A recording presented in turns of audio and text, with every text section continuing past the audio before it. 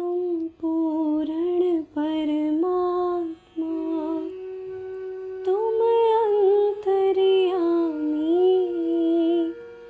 पार ब्रह्म परमेश्वर, तुम सबके स्वामी। ओम जय जगदीश हरे। ओम श्री परमात्मने नमः। आइए आज से शुरू करते हैं अथ षष्ठोध्याय के इस सफर को, जिसकी शुरुआत होती है श्री भगवान वाच से।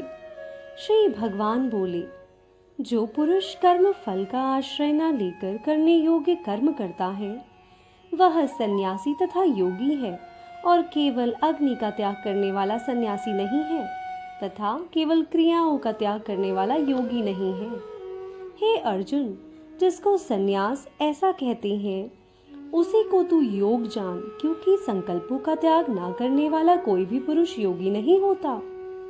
योग में आरूढ़ होने की इच्छा वाले मननशील पुरुष के लिए योग की प्राप्ति में निष्काम भाव से कर्म करना ही हेतु कहा जाता है, और योगारूढ़ हो जाने पर उस योगारूढ़ पुरुष का जो सर्व संकल्पों का अभाव है, वही कल्याण में हेतु कहा जाता है। जिस काल में ना तो इंद्रियों के भोगों में और ना कर्मों के ही आसक्त होता है, उस काल में सर्व संकल्पों का त्यागी पुरुष योगारूढ़ कहा जाता है।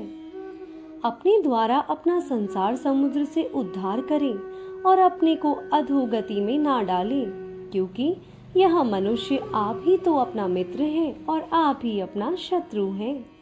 जिस जीवात्मा द्वारा मन और इंद्रियों सहित शरीर जीता हुआ है, उस जीवात्मा का तो वह आप ही मित्र है, और जिसके द्वारा मन तथा इंद्रियों सहित शरीर नहीं जीता गया है, उसके लिए वह आप ही शत्रु के सदृश शत्रुता में बरतता है।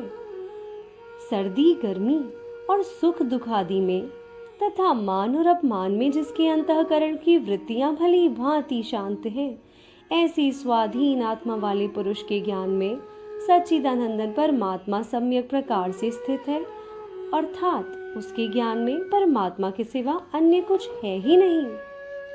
जिसका अंतःकरण ज्ञान विज्ञान से तृप्त है, जिसकी स्थिति विकार रहित है, जिसकी इंद्रियां भली भांति जीती हुई है, और जिसके लिए मिट्टी पत्थर और सुवर्ण समान है, वह योगी युक्त अर्थात भगवत प्राप्त है, ऐसा कहा जाता है।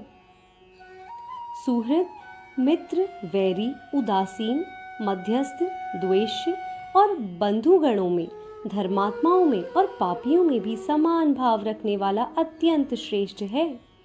मन और इंद्रियों सहित शरीर को वश में रखने वाला, आशा रहित और संग्रह रहित योगी अकेला ही एकांत स्थान में स्थित होकर आत्मा को निरंतर परमात्मा में लगाए।